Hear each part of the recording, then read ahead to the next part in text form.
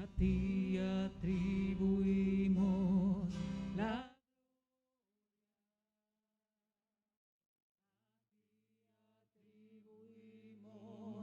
la honra. A ti atribuimos poder y majestad. Santo es el Señor. A ti atribuimos la gloria. A ti atribuimos la honra. A ti atribuimos poder y majestad. Santo es el Señor. A ti atribuimos la gloria. A ti atribuimos la honra. A ti atribuimos poder y majestad. Santo es el Señor. A ti atribuimos la gloria. A ti atribuimos la honra. A ti atribuimos poder y majestad. Santo es el Señor. A ti atribuimos la gloria. A ti atribuimos la honra. A ti atribuimos poder y majestad. Santo es el Señor. A ti atribuimos la gloria. A ti atribuimos la honra. A ti atribuimos poder y majestad. Santo es el Señor. Una vez más. A ti atribuimos la gloria. Les invito a todo aquel que pueda estar en pie y alabar a la gloria y honra del Señor. A ti atribuimos poder y majestad. Santo es el Señor. A ti atribuimos la gloria. A ti atribuimos la honra. A ti atribuimos poder y majestad. Santo es el Señor. En el libro de Job hubo un momento bien interesante. Y es que a pesar de que Job había perdido todo, él dijo: Jehová dio, Jehová quitó, bendito sea el nombre de Jehová. Él no conocía lo que Dios le tenía al final del camino, pero aún así él decidió atribuir la gloria y la honra, que su Redentor vive. Así que con ese entendimiento, intonice con nosotros, cante, adore, para que tú veas cómo el poder de Dios se va manifestando a través de la dificultad, así como Job. A ti atribuimos poder y majestad. Santo es el Señor. Santo eres Jesús. Gracias, Señor. Aleluya. Gloria a Dios. A Él atribuimos toda gloria y toda honra porque solo Él es digno de toda adoración. Gloria al Señor. Nos gozamos en estar en esta mañana aquí con todos ustedes y saludamos a aquellos que nos están viendo a través de las redes sociales. Para aquellos que aún no me conocen, mi nombre es Yulinet Vargas y me gozo de estar aquí en esta mañana dirigiendo el devocional de hoy. Sabemos que el Señor va a manifestarse de manera muy especial, como lo hizo en el culto de las 9 y sabemos que lo va a hacer nuevamente en este culto. Así que esté atento, su corazón pendiente a lo que el Señor tiene para nosotros en el día de hoy. Les invito en estos momentos a buscar en sus Biblias, en el libro de Jeremías, capítulo 10, versículos del 1 al 7. Jeremías, capítulo 10, versículos del 1 al 7. Según lo vayan encontrando, les voy a agradecer que se vayan poniendo en pie para saber, ¿verdad?, que lo tienen todo ready. Gloria a Jesús. Jeremías 10, versículos del 1 al 7, y la palabra del Señor dice de la siguiente manera: Escucha, pueblo de Israel, la palabra del Señor. Dice así: no aprendan ustedes la conducta de las naciones, ni se aterroricen ante las señales del cielo. Aunque las naciones les tengan miedo, las costumbres de los pueblos no tienen valor alguno. Cortan un tronco en el bosque y un artífice lo labra con un cincel. Lo adornan con oro y plata y lo afirman con clavos y martillos para que no se tambalee. Sus ídolos no pueden hablar, parecen espantapájaros en un campo sembrado de melones. Tienen que ser transportados porque no pueden caminar. No le tengan miedo, que ningún mal pueden hacerles, pero tampoco ningún bien. No hay nadie como tú, Señor. Grande eres tú y grande y poderoso es tu nombre. ¿Quién no te temerá, Rey de las naciones? Es lo que te corresponde. Entre todos los sabios de las naciones y entre todos los reinos, no hay nadie como tú, aleluya, gloria al Señor. Y así como Jeremías, nosotros también les reconocemos que tenemos al Dios verdadero, el que nos escucha, el que nos ve, el que cuida de nosotros, y ese Dios poderoso y glorioso es el que cantamos, porque no hay nadie como Él. Gloria a Jesús.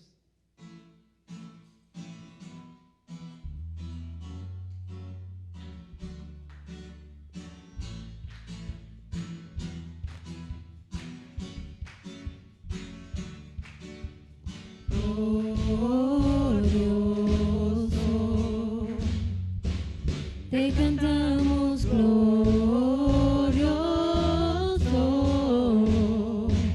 lo gritamos, Cristo te alabaré, tu nombre exaltaré, glorioso,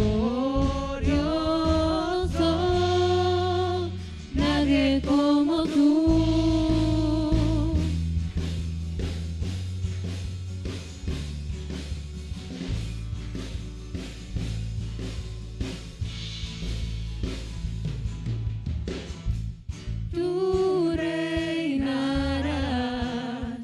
Siempre y siempre tú vivirás, tu amor será por siempre y siempre, no cambiará. Gritaré, gritaré, gritaré, porque bueno es Dios. Cantaré, cantaré, bueno es el Señor. Declararé, nadie como tú, glorioso, te cantamos glorioso, lo gritamos, Cristo te alabaré, tu nombre exaltaré, glorioso, nadie como tú.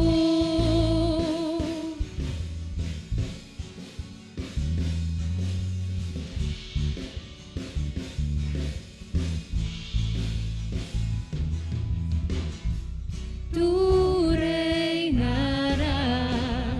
por siempre y siempre, tú vivirás,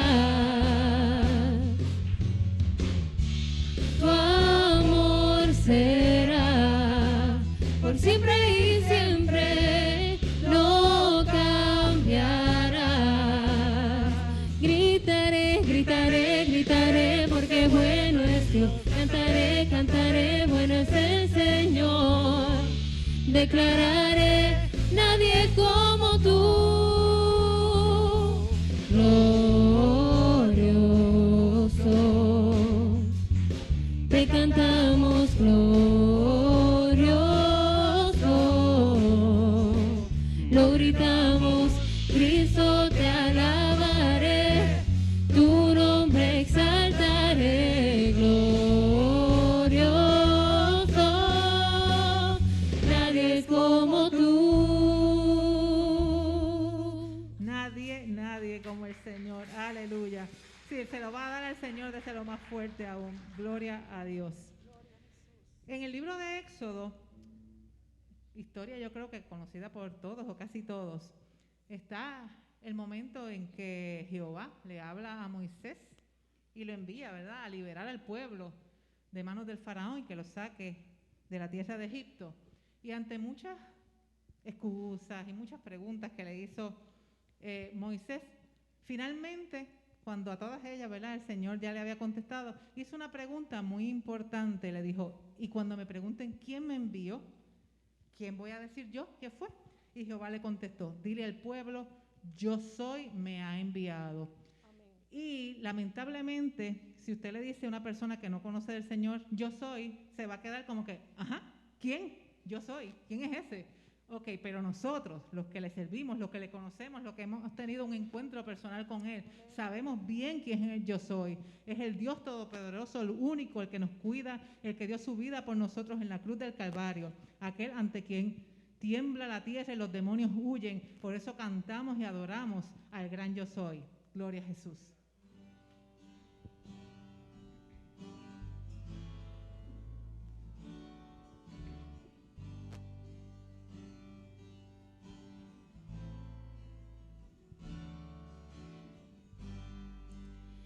Quiero vivir cerca de ti, que sea real el cielo en mí. Quiero escuchar los ángeles cantar a una voz. Aleluya, Santo, Santo, Dios poderoso, el gran yo soy.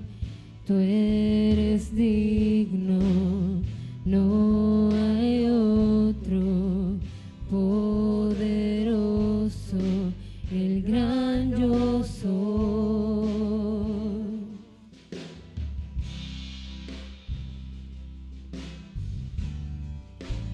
Quiero estar cerca de tu corazón, amar tu palabra, escuchar tu voz y ver huesos secos con vida otra vez, cantar a una voz. Aleluya, Santo, Santo, Dios poderoso, el gran yo soy. Tú eres digno, no hay otro poderoso, el gran yo soy. El gran yo soy.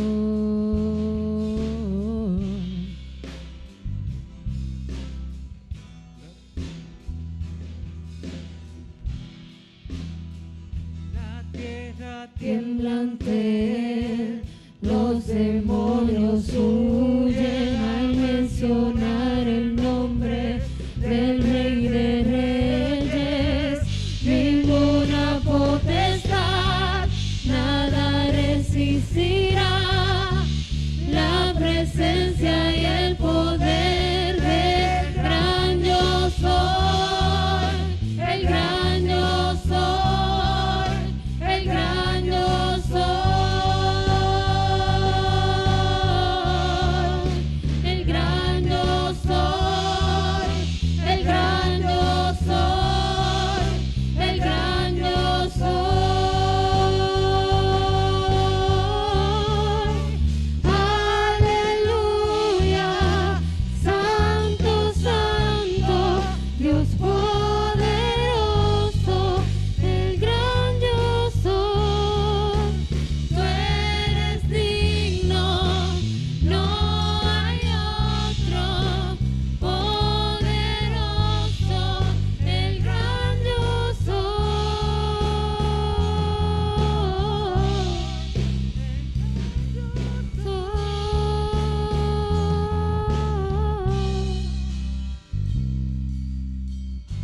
tierra temblante, los demonios huyen al mencionar el nombre del Rey de Reyes.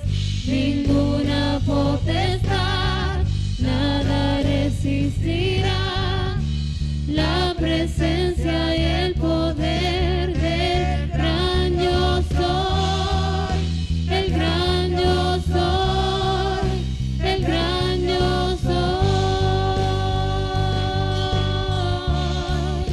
el gran yo soy, el gran yo soy, el gran yo soy.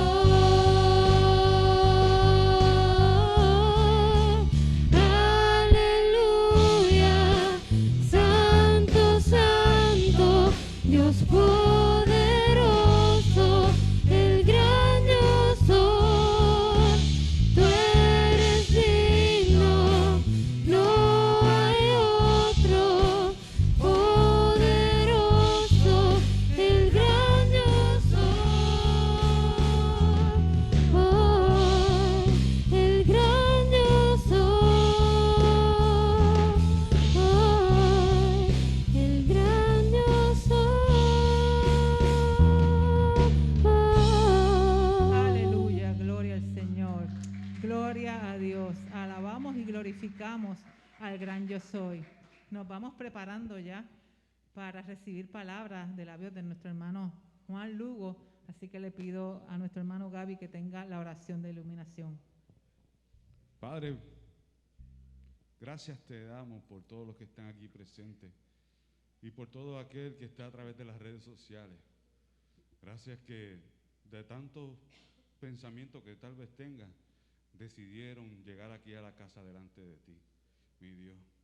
Tú que has preparado nuestros corazones a través de cada alabanza, de cada cántico, y aún más de nuestras propias tribulaciones, Señor, sigues trabajando nuestros corazones, mi Dios, a través de la palabra que será impartida a través de nuestro hermano Juan Lugo.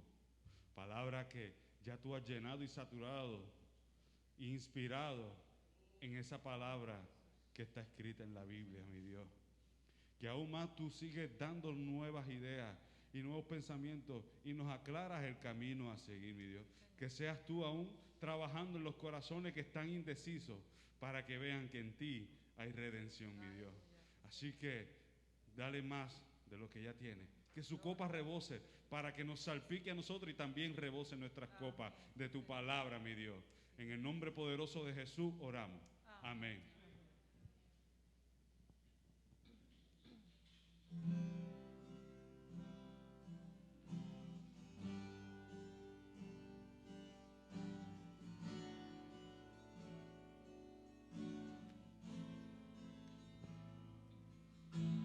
Más de ti es todo lo que necesito. Más de ti yo quiero, Jesús.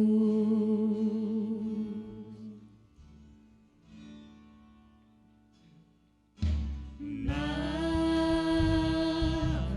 más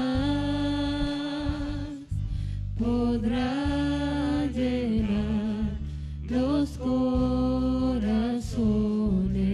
Más de ti yo quiero, Jesús.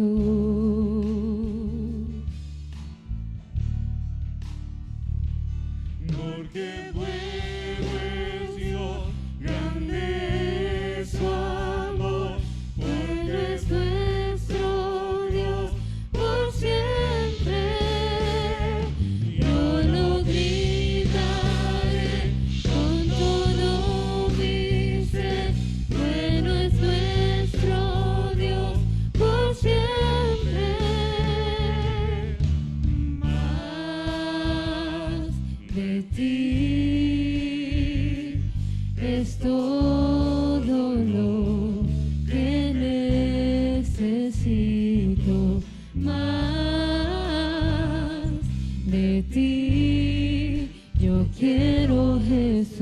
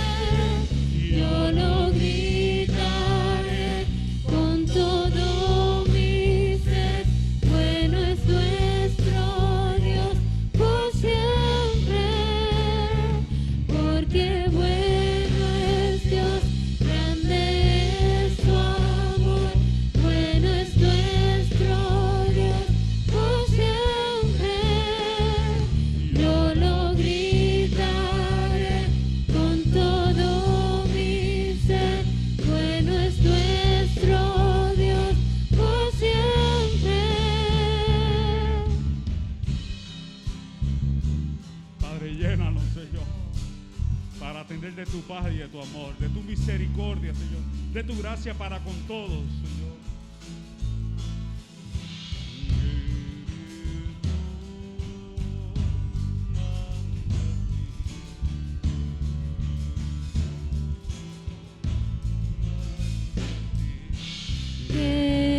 Queremos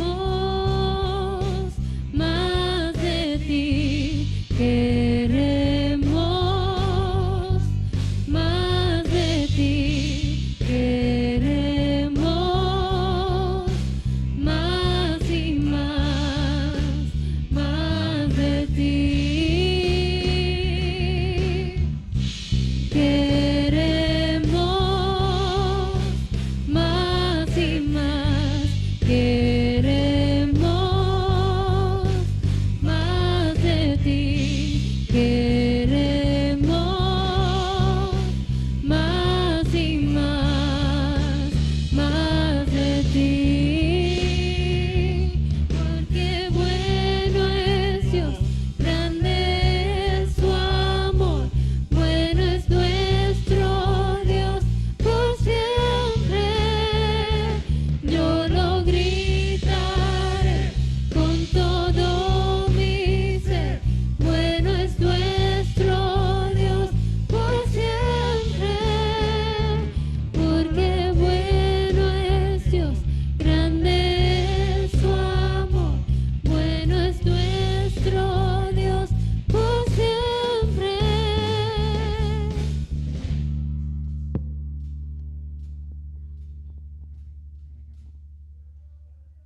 Amén, amén. Quien quiere más del Señor, Dios les bendiga en este día.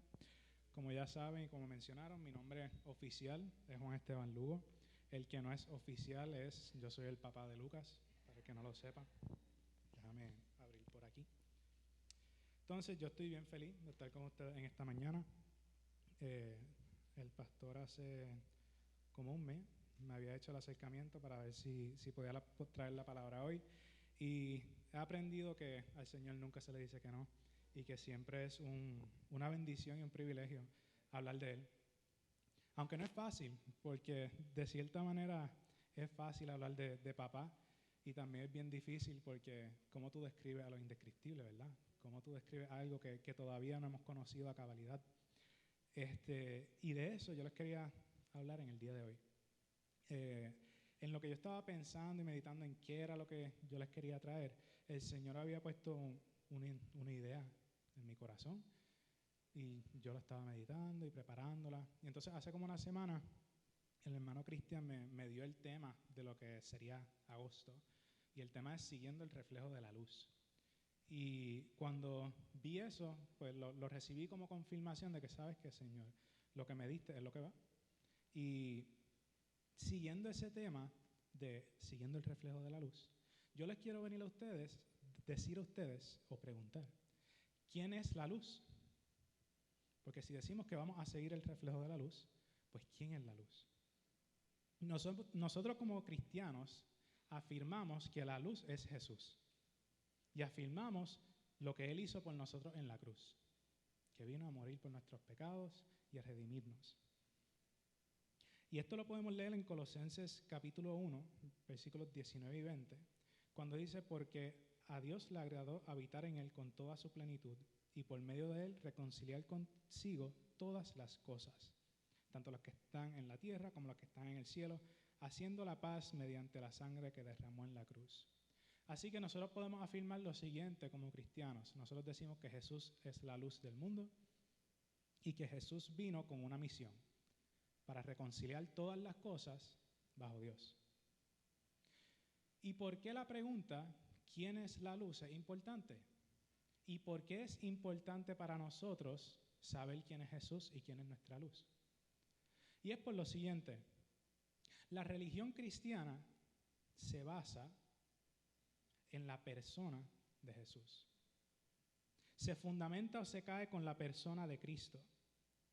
El judaísmo sobrevive sin Moisés, el budismo sobrevive sin Buda, el islam sobrevive sin Mohammed, pero la fe de nosotros no sobrevive sin Cristo, Porque lo que nosotros estamos confiando es en la persona de Cristo y en lo que Él hizo por nosotros.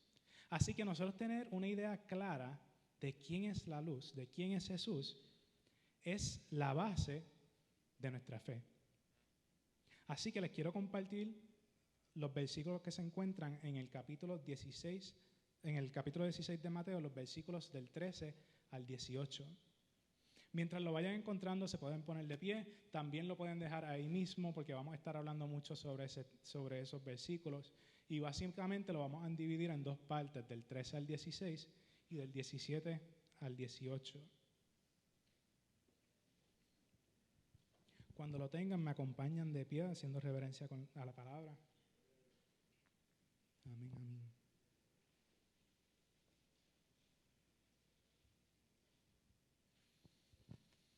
Amén. Yo voy a leer hasta el 18, aunque ahí dice hasta el 16. Y dice lo siguiente en el capítulo 16 de Mateo. Al llegar Jesús a la región de Cesarea de Filipo, preguntó a sus discípulos diciendo, ¿quién dicen los hombres que es el Hijo del Hombre? Ellos dijeron, unos que Juan el Bautista, otros que Elías y otros que Jeremías o alguno de los profetas.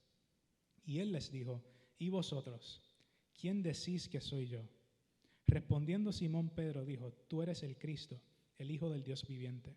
Entonces le respondió Jesús, bienaventurado eres Simón, hijo de Jonás, porque no te lo reveló carne ni sangre, sino mi Padre que está en los cielos. Y yo también te digo que tú eres Pedro, y sobre esta roca edificaré mi iglesia, y las puertas del Hades no prevalecerán contra ella. Que el Señor añada bendición a su palabra. Señor, te damos gracias por la oportunidad de que estamos aquí reunidos, Señor. Te damos gracias por la oportunidad de que estamos vivos, de que podemos tener un impacto, de que podemos alabarte y glorificarte, Señor. Yo te pido, Señor, con todo mi corazón, que seas tú hablando a través de tu palabra, Señor. Que sea tu Espíritu Santo, Señor, revelando la persona de Cristo a cada corazón que está aquí presente, Señor. Y te pido, Padre, que esta palabra more en los corazones de cada uno de los que está aquí, que encuentre tierra fértil, Señor, y que dé fruto a su tiempo. Te pido que tú te glorifiques, Señor, porque toda la gloria y toda la honra es solamente tuya. En el nombre de Jesús. Amén y amén. Pueden tomar silla.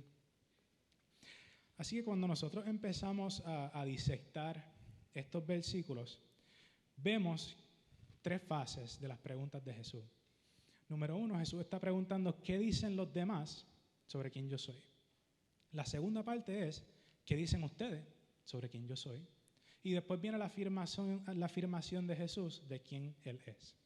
Así que en esa primera parte de qué dicen los demás sobre Jesús, la encontramos cuando Él les pregunta qué dicen los hombres, que es el Hijo del Hombre. Jesús frecuentemente se identificaba como el Hijo del Hombre. Así que no hay duda en esa primera pregunta que Jesús le está preguntando, ¿qué dicen los demás sobre mí? ¿Qué dicen los demás que soy yo? Y al él hacer esa pregunta me deja saber algo, que Jesús considera la identidad de él bien importante. Y si la identidad de Jesús es importante para él, debería ser importante para mí. Y cuando Jesús hace esa pregunta, no recibe un consenso oficial. Los discípulos empiezan a decir, pues algunos dicen que tú eres Juan el Bautista, otros que tú eres Elías, otros Jeremías, otros algún profeta. Y en lo que yo estaba leyendo eso me vino como que curiosidad y yo como que, ¿qué diríamos hoy día? Porque claramente han pasado 2000 años, así que deberíamos tener un consenso oficial hoy día de quién es Jesús, ¿verdad? Porque en esos tiempos no había sido revelado todo, no había sido hecho todos los hechos de Jesús. Pero han pasado 2000 años. Deberíamos tener algún consenso oficial, ¿verdad? Así que con esa pregunta en mente, yo decidí hacer ciertas investigaciones, buscar distintas estadísticas y buscando distintos artículos y datos me encontré con las siguientes estadísticas en cuanto a la persona de Jesús. Ahora encontré un montón más sobre distintas partes de la creencia cristiana que en verdad fueron bien impresionantes, pero nos queremos enfocar hoy en la identidad de Jesús. Así que la primera la encontré en un libro que se llama La Última Generación Cristiana, un artículo, de Josh McDowell, David Bellis y de parte de Green Key Books. Y dice, y esto es en cuanto a adolescentes cristianos fueron los que reportaron esto. 63% de los cristianos adolescentes no creen que Jesús es el Hijo del único Dios verdadero. El 51% no cree que Jesús resucitó de entre los muertos. Dice, pues esos son los adolescentes, esos no saben nada como quiera, ¿verdad? Esos no saben nada, no han vivido. Y en el 2006, así que vamos a darnos 14 años más, donde Legionnaire Ministries hace la siguiente. Y esto fue de parte de personas que profesaban ser evangélicos. Dice que el 30% de los evangélicos están de acuerdo con la frase, Jesús fue meramente un gran maestro. El 65% dice, o está de acuerdo con la frase, que Jesús es la primera y la más grande creación de Dios. Y esto es a través de adultos, adolescentes, todas las edades. La siguiente la encontramos del Barna Group en el 2015. El 92% de americanos considera que Jesús fue una persona real, que existió, que caminó por la tierra, el 92%. Y tú dices, pues quizás no está tan mal. Pero las próximas como que me llamaron mucho la atención. 56% de las personas que creen que Jesús existió afirman que Jesús es Dios. Solamente el 56%. Esta, en verdad, como que no me la esperaba. 52% están de acuerdo con la frase de que Jesús también pecó. Y el 63% de las personas que profesan su fe como cristianos piensan que la manera de llegar al cielo es a través de la redención y solamente la redención de Jesús. El 63% nada más. Y esto es un poco escalofriante. Y esto es en los Estados Unidos, una nación que nosotros consideramos que es pues, bastante cristiana, por ponerlo así. Cuando consideramos entonces en Europa, específicamente en Inglaterra, en el 2015, también encontramos lo siguiente. 40% de las personas no cree que Jesús existió, que Él ni siquiera caminó por la tierra. De los que creen que Jesús caminó por la tierra, 21% cree que Jesús es Dios. Y 17% cree que la resurrección ocurrió. Y cuando yo leo todas estas cosas, pues podemos darnos cuenta que todavía no tenemos un consenso. Y mi experiencia personal, he encontrado que estos números no están tan lejos de la verdad. Porque cuando nosotros quizás le preguntamos a otras personas, ¿quién fue Jesús? Quizás, o para mí, la respuesta que yo he encontrado usualmente es, pues, Jesús fue un gran maestro, Jesús fue una buena persona, Jesús fue un modelo a seguir. Ese es Jesús. Pero más nada. Jesús no es más que aquellos maestros de escuela elemental, superior, aquellos profesores que nos marcan la vida de una manera positiva. Jesús no es más nada que un modelo a seguir. Eso es lo que los demás dicen de Jesús. La pregunta es, ¿y ustedes quién dicen que es Jesús? Cuando Jesús cambia esa secuencia de qué dicen los demás a qué dicen ustedes, me da a saber algo, que estos números realmente no nos deben asustar, nos deben confirmar cuando Jesús dice que las mías son muchas, que hay muchas las almas que todavía hay que conseguir, que hay muchas las almas que todavía están en la oscuridad. Y eso todavía sigue siendo real 2000 años después. Eso no nos debe tomar por sorpresa. Así que esos números, esas estadísticas simplemente confirman que aquellos que no conocen a Jesús, no conocen a Jesús. Pero ¿y ustedes? ¿Qué dicen de Jesús? Esa pregunta me deja saber que debe haber una diferencia entre aquellos que no conocen a Jesús y que sí lo conocen. Jesús dice que esta es la vida eterna, que te conozcan a ti, el único y verdadero, el único Dios y verdadero, y a Jesucristo, a quien ha enviado. Así que Jesús nos dice que la vida está en conocerlo a Él. Y si nosotros afirmamos que Jesús es la luz que vino al mundo, pues nosotros deberíamos tener ese conocimiento que trae esa vida eterna a nuestros corazones, que trae esos frutos. Y aquellos que aún no conocen a Jesús, pues deben tener un entendimiento distinto. Pero entonces nosotros hacemos una afirmación distinta y en mi corazón yo siento que es porque nosotros entendemos realmente lo que Jesús dijo. Entendemos las afirmaciones, las aseveraciones, las cosas que Jesús dijo que iba a hacer, nosotros entendemos las implicaciones. Un libro que estaba leyendo dijo algo que me gustaría compartir con ustedes. Dice, en los labios de cualquier otra persona, las afirmaciones de Jesús serían evidencias de un egomaníaco, de un narcisista. Pues Jesús claramente afirma que el mundo gira alrededor de él y que el destino de todo ser humano está basado en la aceptación o rechazo de él. Esas afirmaciones son de un loco. Tú me estás diciendo que mi destino depende de quién tú eres. Esas son las afirmaciones que está haciendo Jesús. Y las personas que aún no conocen a Jesús no entienden la severidad de esas afirmaciones. Pero aquellos que han tenido la oportunidad de conocerlo, sí la deben entender. Y tú te preguntas, ¿pero en dónde encontramos estas afirmaciones? Pues te presento lo siguiente.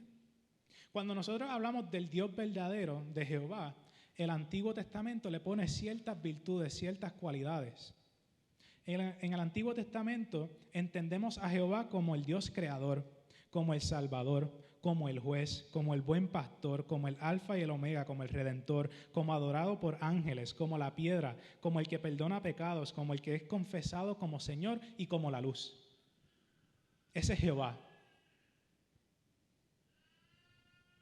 Y ese es Lucas. Ese es Jehová. Nadie más puede decir las cosas que dice Jehová sobre él mismo, porque él es el Dios verdadero. Pero en el Nuevo Testamento encontramos que hay ciertas cosas que se dicen sobre Jesús. ¿Y sabes las cosas que se dicen? Dicen que Jesús es creador, que es salvador, que es juez, que es buen pastor, que es alfa y omega, que es redentor, que es adorado por ángeles, que es piedra, que perdona pecados, que es confesado como el Señor y que es luz. Entre muchas otras cosas.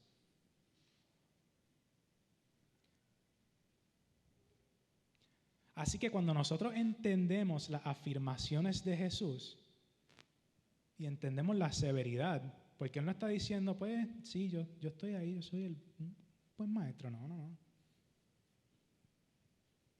Yo soy un profeta. No, eso no es lo que Jesús dijo. Cuando tú te encuentras con esas afirmaciones, es lo que se llama el trilema. Tú puedes tomar una de 3 rutas. Tú dices, ¿sabes qué? En cuanto a lo que él dijo, las afirmaciones que hizo Jesús, lo más probable él estaba sufriendo de algún tipo de delusión, de algún tipo de psicosis. Él no sabe lo que estaba diciendo, tranquilo. Y lo tomas por loco. Esa es tu primera opción. La segunda opción es que lo puedes tomar como mentiroso. ¿Sabes que Jesús, él mintió sobre quién él era? Y siguió esa muerte hasta la cruz, murió por necio. O Jesús estaba diciendo la verdad. Cuando nosotros vemos esto, vemos lo que Pedro contesta. Pedro tomó una de esas opciones. Él dijo, ¿sabes qué? Tú eres el Cristo. Tú eres el Cristo, el Hijo de Dios viviente. Y a mí me llamó mucho la atención que Pedro contestara eso. Porque Jesús todavía no había cumplido todo su ministerio. Quizás Pedro todavía no entendía todo lo que estaba ocurriendo. No entendía las afirmaciones a cabalidad de lo que Jesús estaba diciendo. Pero como él lo conocía, él sabía. Decía, tú eres el Cristo. Tú eres el Hijo del Dios viviente. Nosotros tenemos un beneficio en nuestros tiempos. Y es que ya Jesús cumplió su ministerio. Jesús murió y Jesús resucitó. Y cuando nosotros leemos cuentas bíblicas y cuentas fuera de la Biblia, ningún académico serio que es tomado en serio dice que Jesús no existió. Ningún académico serio dice que Jesús era un mentiroso, que estaba loco. Todos dicen, ¿sabes qué? Jesús era un gran ejemplo a seguir. Era la forma más moral y ética de vivir. Los sermones que él presentaba no los presentaba más nadie en la historia de la humanidad. La manera que él vivía, de una manera que era tan anti-egoísta, no se compara a nadie. Así que la historia misma afirma, ¿sabes? Que Jesús no estaba loco y tampoco era un mentiroso.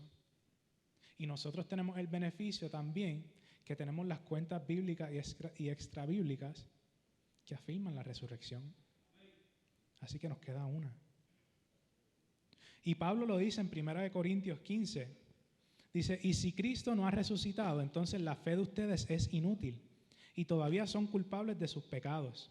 En este caso, todos los que murieron creyendo en Cristo están perdidos. Y si nuestra esperanza en Cristo es solo para esta vida, somos los más dignos de lástima de todo el mundo. Lo cierto es que Cristo sí resucitó de los muertos. Lo cierto es que Cristo sí resucitó de los muertos. Otra vez, lo cierto es que Cristo sí resucitó de los muertos. Y en ese trilema te la puso bien difícil, te la puso bien fácil. Y aunque todos no van a estar de acuerdo con la respuesta de Pedro, nadie puede escapar la pregunta de Jesús. ¿Quién tú dices que soy yo? Muchos pueden estar en desacuerdo con la respuesta de Pedro. Y Jesús se la respeta.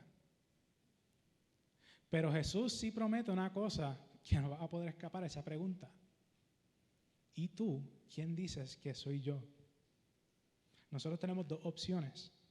O afirmamos que Cristo es nuestro Señor, o lo afirmamos a Él como nuestro juez eventualmente. En mi caso, yo afirmo a Cristo como mi Señor. Entonces podemos ver que Jesús toma en serio la perspectiva que los demás tienen de quién Él es. Tomamos ver que también toma en serio la perspectiva, la opinión que tienen los discípulos sobre su persona. Pero ¿qué dice Jesús? Jesús se identifica como el Hijo del Hombre. ¿Qué significa eso? ¿Verdad? A veces no has leído algo en la Biblia y tú como, ¿qué tiene eso que ver? ¿Qué es eso? ¿Qué importancia tiene eso? Y hay dos interpretaciones que se puede tomar a esta identidad que Jesús toma. Y esta era una de las afirmaciones que Jesús tomaba más comúnmente. Él se identificó como el Hijo del Hombre más veces que cualquier otro título, por ponerlo así. Y lo hizo por ciertas razones.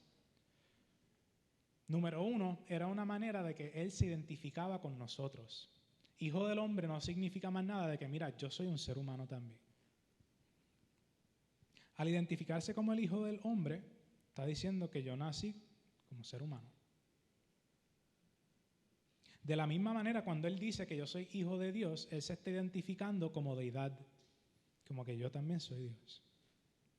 De la misma manera que es completamente humano, Él es completamente Dios. Cuando Él dice que Él es Hijo de Dios, es que es completamente esa segunda persona en la Trinidad, el Hijo unigénito y eterno.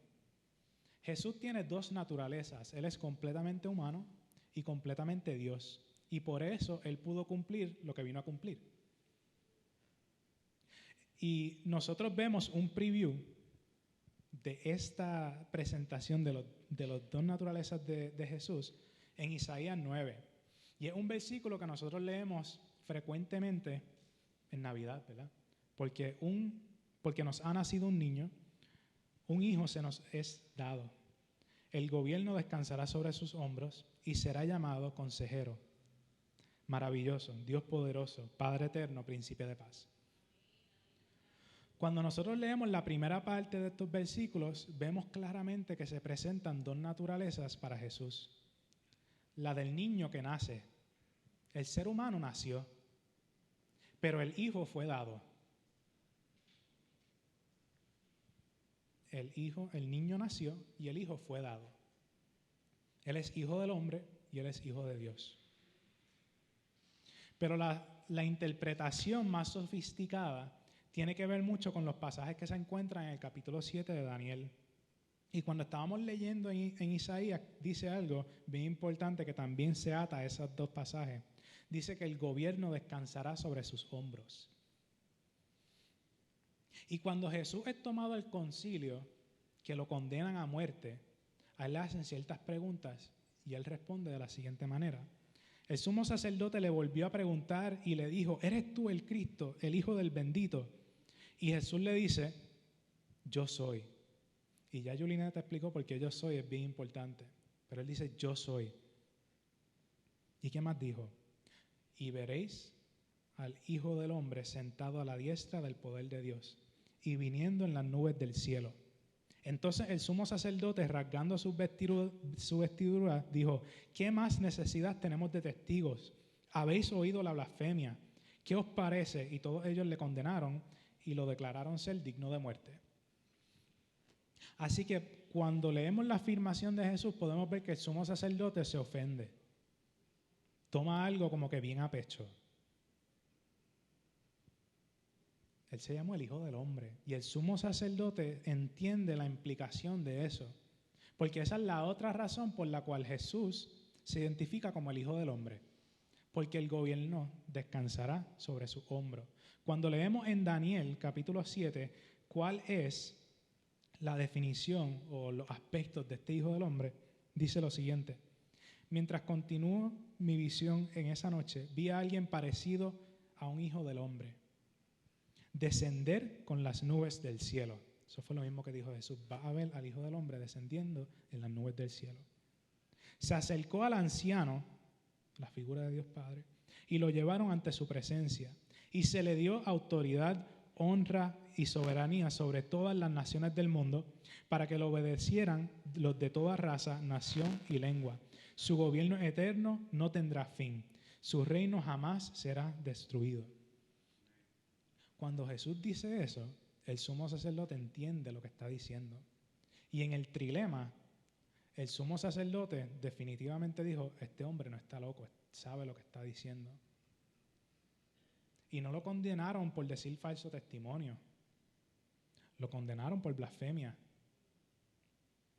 Mentir es decir falso testimonio. Blasfemar, en el contexto de Jesús, es un discurso que ofende a la majestad de Dios. El sumo sacerdote está diciendo, lo que tú acabas de decir ofende al Dios Altísimo. Y el sumo sacerdote hubiera estado bien si Jesús hubiera mentido. Pero Jesús resucitó. Y Jesús no mintió en esa. Y cuando Jesús afirma que Él es el Hijo del Hombre, está afirmando que a Él se le dará toda autoridad, honra, soberanía sobre todas las naciones del mundo y que su gobierno será eterno y su reino jamás será destruido. El Hijo del Hombre es un título mesiánico del Mesías que nos viene a salvar. Por eso Pedro le contestó a él, tú eres el Cristo, el Hijo del Dios viviente, porque él también entendía la implicación del Hijo del Hombre. Jesús se identifica Hijo del Hombre y no está afirmando ser solo un buen maestro o un profeta o un ejemplo a seguir. Se está identificando como el Rey de Reyes y Señor de Señores, aquel que reina por siempre y reinará para siempre. Y podemos ver la importancia que Jesús le atribuye a que Él va a reinar por la respuesta que le da Pedro. Cuando leemos, Jesús le dice a Pedro, bienaventurado eres, Simón, hijo de Jonás, porque no te lo reveló carne ni sangre, sino mi Padre que está en los cielos. Dice, y yo también digo que tú eres Pedro, y sobre esta roca edificaré mi iglesia, y las puertas del Hades no prevalecerán contra ella. Él está diciendo, y yo voy a reinar aquí. Pero para entender todo lo que esto significa, es bien importante tener un contexto de lo que está ocurriendo aquí. Y esta fue la parte que cuando yo me estaba preparando, realmente me voló la cabeza y yo dije, esto lo tengo que compartir. Así que nos vamos a enfocar en ese último versículo cuando dice, y sobre la roca, sobre esta roca, edificaré mi iglesia, y las puertas del Hades no prevalecerán contra ella. Yo les confieso, usualmente hay veces que yo leo la Biblia en inglés. Y en este versículo, en vez de decir las puertas del Hades, dice en inglés las puertas del infierno, the gates of hell. Y cada vez que yo leía esto, pues le atribuía un contexto de infierno. Las puertas del infierno no van a prevalecer contra la iglesia de Jesús. Pero deberíamos ir un poquito más profundo en lo que significa eso Hades. Y quizás muchos de nosotros hemos leído en la Biblia Hades y realmente quizás no entendemos lo que dice. Hades es una traducción griega de la palabra Seol en hebreo. ¿Quién ha leído Seol en el Antiguo Testamento, ¿verdad? En los libros de Job, de Salmos, nosotros leemos, descendió al Seol. La palabra Seol aparece frecuentemente en estos libros, pero se refiere al lugar que van a parar todos los muertos. Es donde descienden todos los muertos. Y no se hace distinción de las personas que pusieron su fe en Dios y las que no. Simplemente Seol lo involucra a todo. Por la mañana le dije, ¿cómo decir que tú vives en el coto? No me estás diciendo nada, ¿qué parte del coto? ¿Cuál de todas esas organizaciones que está ahí? Pues el Seol, el coto. Pero en el Seol había una diferencia. Nosotros leemos Jesús y la historia de el joven rico y Lázaro, que se dice que en el Seol Lázaro estaba en el seno de Abraham. Es esa parte del Seol donde están aquellos que han puesto su fe en Dios y están esperando con ansias la razón de su esperanza, la resurrección. Así que antes de que Jesús resucitara, todo el mundo descendía al Seol. Algunos en el seno de Abraham con esa esperanza de que Dios los iba a redimir y algunos sin esa esperanza. Y en este caso la palabra que se utiliza es Hades, así que no hace la distinción. Es la muerte. Por eso algunas traducciones dicen, sobre esta piedra edificaré mi iglesia y las puertas del reino de la muerte no prevalecerán contra ella. Porque el enemigo más grande que nosotros tenemos es la muerte. La muerte era la parada final para todos. Era nuestro destino garantizado por el pecado que moraba en nosotros. Y no había manera de escaparlo. El destino final. Eso es lo que significa Hades. De manera literal. La palabra Hades significa esto. Pero también en un contexto geográfico. Cuando nosotros comenzamos, este pasaje dice que Jesús llevó a los discípulos a Cesarea de Filipo. Esa área, esa región, es lo que se conocía en el Antiguo Testamento como Basán. Y Basán era importante porque era reinada por dos reyes que eran parte de los Anak y los Refaim. Eran una tribu de gigantes. Y cuando Israel escapa de Egipto, son liberados de Egipto, Dios le dice, pues van a conquistar estos sitios. Y Basán era un sitio que ellos tenían que conquistar. Un sitio de gigantes, de enemigos que tú no te imaginas. Guerreros que segundo a nadie. En esa área, Basán, Cesarea de Filipo, los que vivían a los alrededores decían que eso eran las puertas del Hades. Porque decían, el que entra ahí no sale vivo. Contra esos guerreros no te metas porque no vas a salir vivo. Y Pedro y Jesús los llevó a esa área. Además de eso, Dios les dio la victoria sobre esos enemigos. Pero luego de esa victoria, Israel fue infiel con Dios, ¿verdad? Nunca le dieron a Dios la alabanza y la adoración que le pertenecía a Él y solamente a Él. Dicen que fueron idólatras, que siguieron a otros dioses, que hicieron lo impío y perdieron esa bendición de estar bajo la cobertura de Dios. Y Nabucodonosor conquistó esta área con el reino de Babilonia.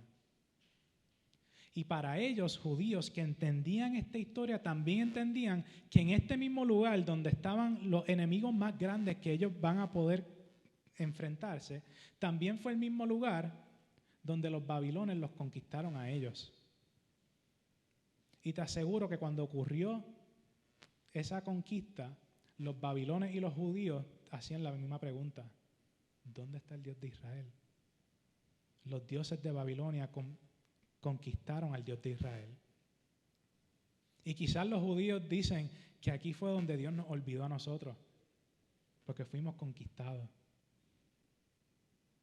Y para hacerlo peor, en el tiempo de Roma, que es en ese tiempo donde está Jesús hablando a los discípulos, esta área había sido construida y dedicada al dios Zeus. Y en los tiempos antiguos, estos lugares montañosos se utilizaban como lugares de adoración, porque se entendía que era el lugar donde el cielo se encuentra con la tierra. Y por eso en el Antiguo Testamento vemos que las personas iban a los lugares altos a adorar. Y este lugar era un lugar alto.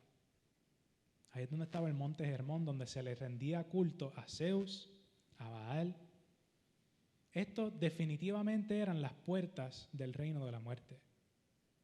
Así que cuando Jesús los está llevando allí, tienes que ponerte en la posición de los discípulos y entender que es como si Jesús te estaría llevando a una casa embrujada.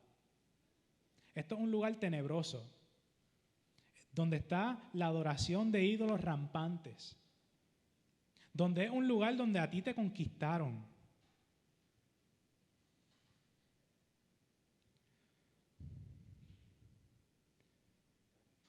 Fue el lugar donde tú piensas que Jesús se olvidó de ti, que Dios se olvidó de ti, que tus enemigos conquistaron todas tus esperanzas.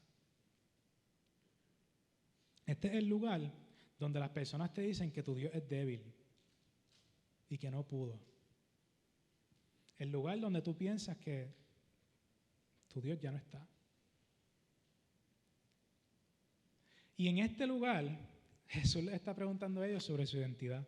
Ante los dioses de nuestra generación, ante las tribulaciones, ante las pruebas, que quizás sentimos que Dios nos abandonó, que quizás pensamos que Dios nos dejó como consecuencia de nuestra infidelidad a Él, quizás dudamos del poder que Él tenga para sacarnos de este lugar. En ese mismo lugar, ante las puertas del Hades, ante las puertas del reino de la muerte, Jesús te pregunta: ¿y tú quién dices que soy?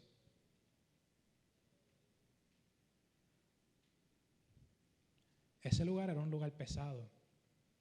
¿Y tú quién dices que soy en ese lugar pesado? Y Jesús dice: sobre esta roca edificaré mi iglesia. Y cuando Jesús dice que sobre esta roca va a edificar su iglesia, no se refiere a que Pedro es la roca. Y puede tener un doble entendimiento de que Jesús es la roca, pero más claramente Jesús lo que está diciendo: en esta roca, en esta montaña, yo voy a edificar mi iglesia. Sobre esta piedra, donde otros le rinden culto a otros, donde es el lugar de dioses ajenos, donde es el lugar donde tú piensas que yo te olvidé, sobre todo eso, yo voy a edificar mi iglesia. Cuando nosotros leemos este pasaje de las puertas del Hades, muchas veces nosotros nos sentimos como si el Hades nos está atacando. Y nosotros tenemos que resistir esos ataques del Hades, del reino de la muerte. ¿Ustedes se acuerdan de las plagas de Egipto? Cuando uno estudia cada una de las plagas, se entiende que Dios, a través de las plagas, se está poniendo como un Dios sobre los dioses de Egipto. Está diciendo: este Dios y este Dios, yo soy más grande que todos ellos. Y Jesús está haciendo exactamente lo mismo aquí. Esos gigantes, yo soy mayor que ellos. Esos dioses ajenos, yo soy mayor que ellos. La muerte, yo soy mayor que ellos. Y te está llevando a ti a la base de esa montaña y te está diciendo: ¿quién tú dices que soy? Y irrelevantemente tu contestación, Él dice: aquí yo voy a edificar mi iglesia. Yo no te vengo a decir que Dios nos está llamando a subir a la montaña donde Él nos dará la victoria sobre nuestras pruebas, sobre nuestras tribulaciones, sobre nuestros enemigos. Yo no te vengo a decir eso. Yo te vengo a decir que Jesús ya lo hizo. Jesús ya venció. Y Jesús ya venció al enemigo más grande que nosotros teníamos, la muerte. Y ya no hay nada que nos pueda separar del amor y de la gracia de Dios a través de Jesús, en contra de todos los enemigos de nuestra cultura, en contra de todos los pensamientos que nos dicen que Dios nos olvidó, en contra de todos esos pensamientos que nos dicen que yo no soy suficiente para seguir a Dios. Él dice, sobre esta roca yo voy a edificar mi iglesia. Y las puertas del reino de la muerte no podrán prevalecer.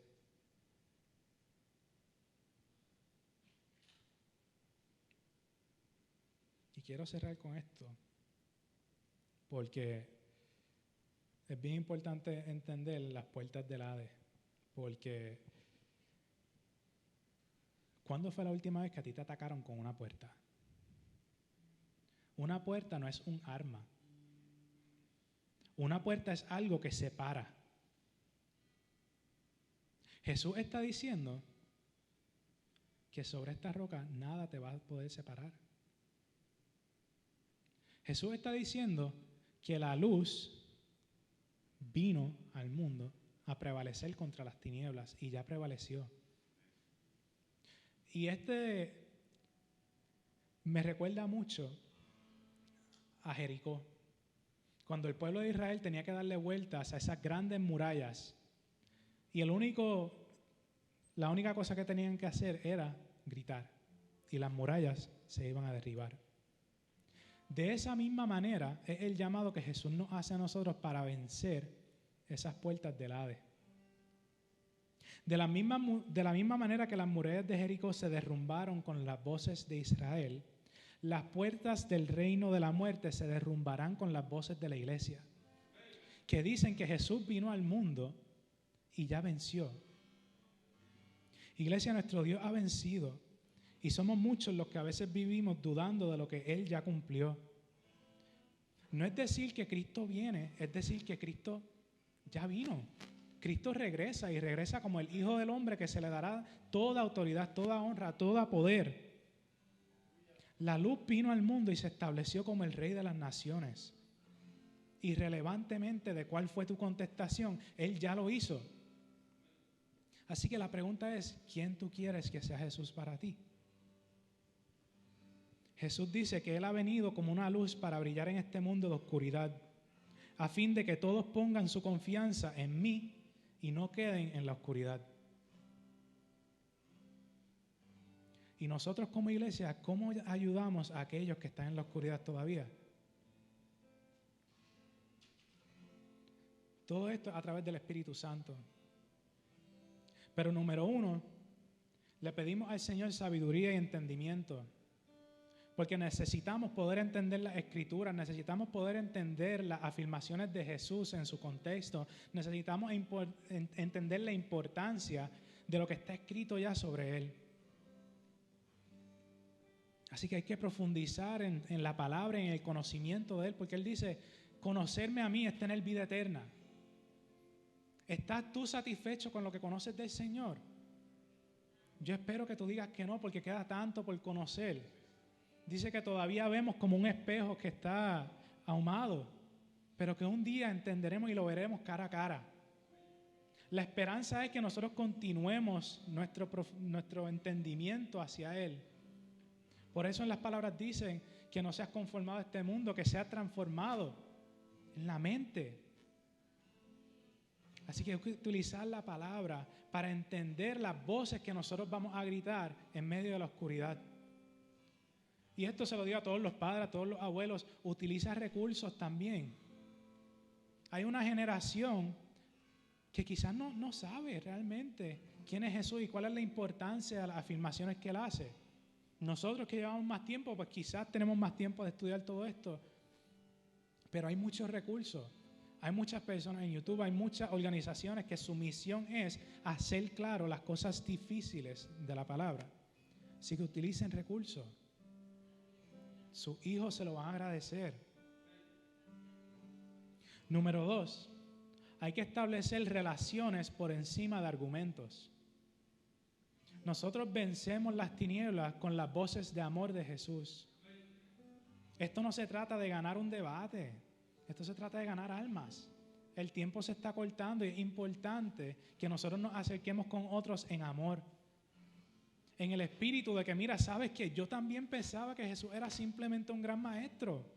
Yo también pensaba que Él simplemente era un modelo a seguir. Yo también pensaba que yo tenía pues seguirlo y hacer más o menos lo que Él hace.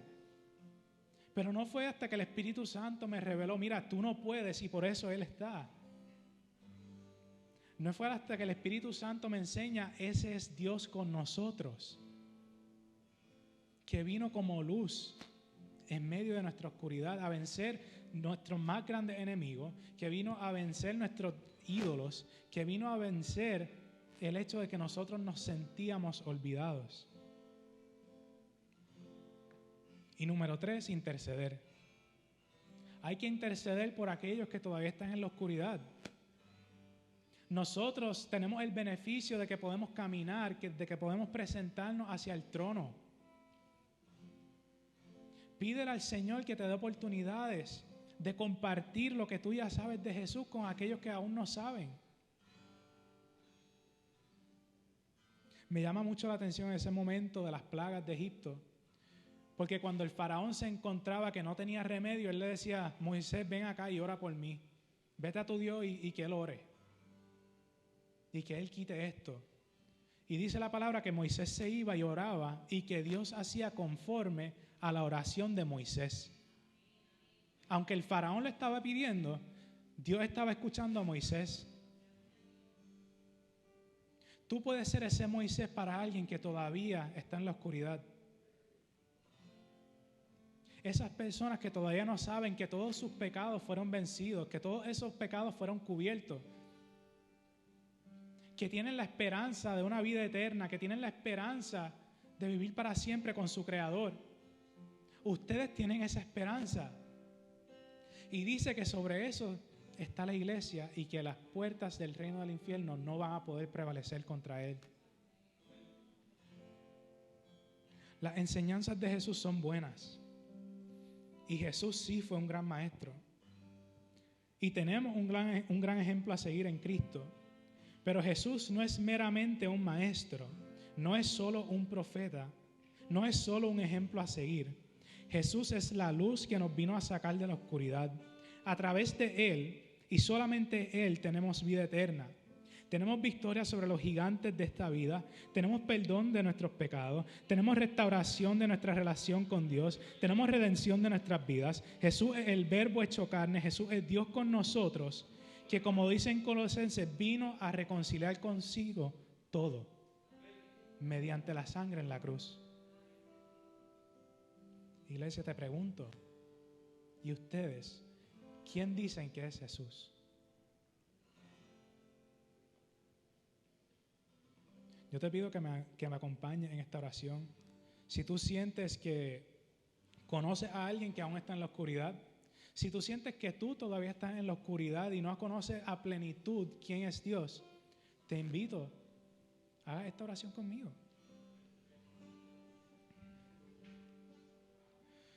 Dios y Padre nuestro, te damos gracias por quién tú eres, por la manera que tú nos has amado.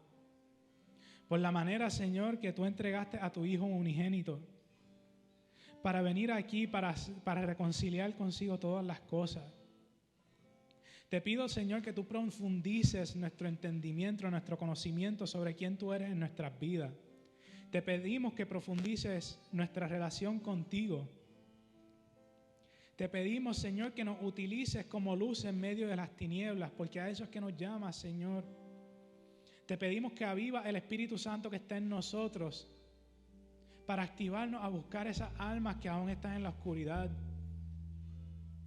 Te pedimos, Señor, que nos dé oportunidades de comunicar quién tú eres con amor. Te pedimos, Señor, por aquellas almas que están en nuestras vidas, que todavía no te conocen. Te pedimos que a través de nuestro testimonio de cómo vivimos, esas personas nos hagan preguntas. Te pido, Señor, que tú abras puertas, Señor, a conversaciones que esas personas quizás nunca han tenido en sus vidas. La importancia de saber quién tú eres, Jesús, no es segunda nada, Padre. Te Te pido, Señor, que esta palabra se haga carne en nosotros y que nosotros entendamos que ya tú has vencido y que tú nos llamas a compartir esas buenas noticias de que ya tú venciste con el mundo. Te pido todo esto, Señor, sabiendo que tú te gozas, Padre, en utilizarnos a nosotros, que somos criaturas nuevas, Señor, que somos antiguos pecadores, pero que ahora somos pescadores, Señor. Tú nos llamas a algo que no estábamos llamados antes. Te pido, Señor, que podamos profundizar en nuestro conocimiento de ti. En el nombre de Jesús.